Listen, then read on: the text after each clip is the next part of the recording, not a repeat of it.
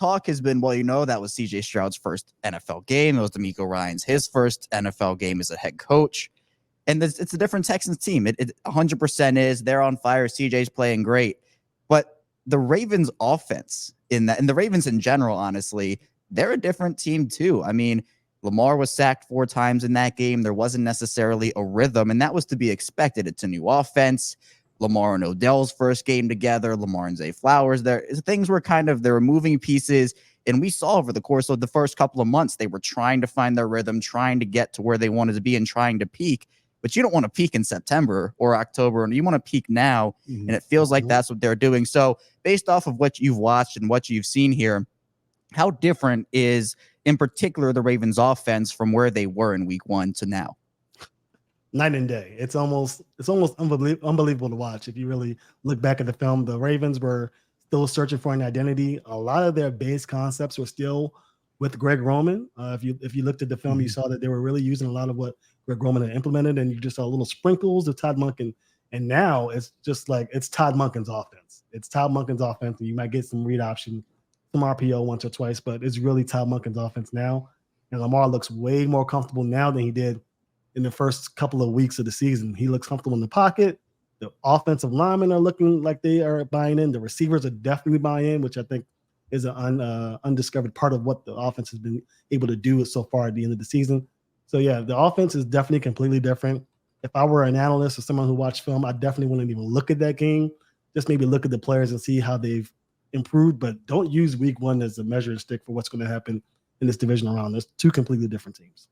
Well, speaking of that, now that you're on this subject, we wanted to actually play a clip that Dan Orlovsky talked about when the Ravens and the Texans played in week 1, because he was making some points that were a little bit more favorable to the Texans. We want you to listen to it, and our listeners listen to this, and then we're going to react on the other side. So here is Dan Orlovsky talking about the week 1 matchup that the Ravens had with the Texans. Different this time around, Dan. Well, I don't know if they cruised, to be honest with you. I thought this defense held Baltimore in check for the most part.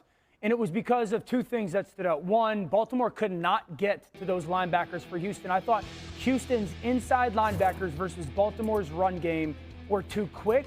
The diagnosis was too clear. And that's what led to so many short yardage games or even tackle for losses. Perryman was fantastic in this football game. And it'll be interesting to see how Baltimore tries to handle those guys, because that's been the story of Houston's season defensively. Now, that led to so many 2nd and longs and then in turn 3rd and longs. And again, this is the identity of Houston. On 3rd down, they're going to come after you. 6 guys up at the line of scrimmage. They're going to play man coverage. And the games that they play, Marcus knows this, the internal games that they play with those guys up at the line of scrimmage cause problems. That's a 3rd and 6 interception that took away points off the board. Here's another 6 guys up at the line of scrimmage. They're going to play man coverage on the back end, both linebackers up in the line of scrimmage. They're forcing, again, people to think, and they're going to bring one linebacker, the backside safety, drop the other guy to carry the vertical, and Lamar Jackson with an unblocked defender is going to try to run away, and they did a great job of running towards Lamar's upfield shoulder, meaning not allowing him anywhere to go, and then again, an all-out pressure with everybody at the line of scrimmage, and Baltimore not being ready for it. So for Baltimore, can you handle the linebackers for Houston in your run game? And then for Baltimore offensively, are you going to be ready for the certain and specific pressures that Houston's going to bring if you can get into those 3rd down situations?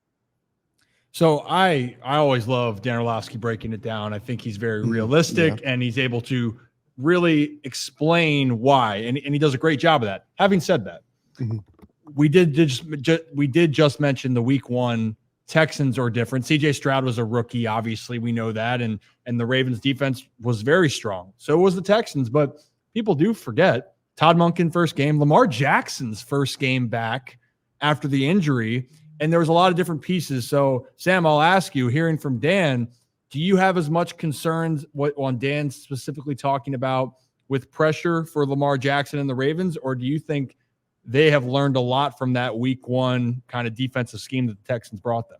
Yeah, they learned a lot. That's actually pretty funny because I was just looking at that film a couple of days ago. Yeah, that's not going to happen anymore. In fact, the Texans would currently be crazy to run man coverage like that against the Ravens now. A lot of teams are really doing the zone type of thing with containment. But one thing I will say about DeMeco, and something he's really done throughout the season, he will bring the heat. He will bring pressure.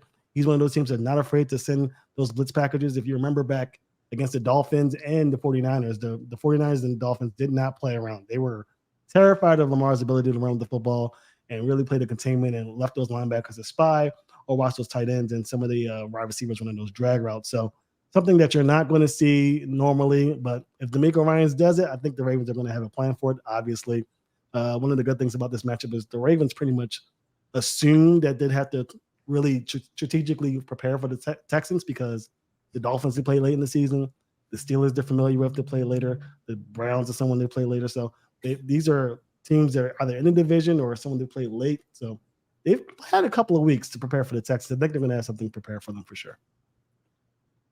And Sam, let's not forget that first game of the season for the Ravens, none of their starters really saw a breath in preseason games at all. So that was their first real game in Todd Monken's brand new offense. There was some rust. I remember having this conversation on the Ryan Ripken show back, I think after week 1 or 2 or 3. And it was like, are we concerned about Todd Monken's offense? And we said, no, give it some time, give it until about week 7 to 10. And then you can start making, deciding on whether this offense sucks or not. Clearly it doesn't. Clearly Lamar has flourished in this offense and so have other guys. And it's great to see.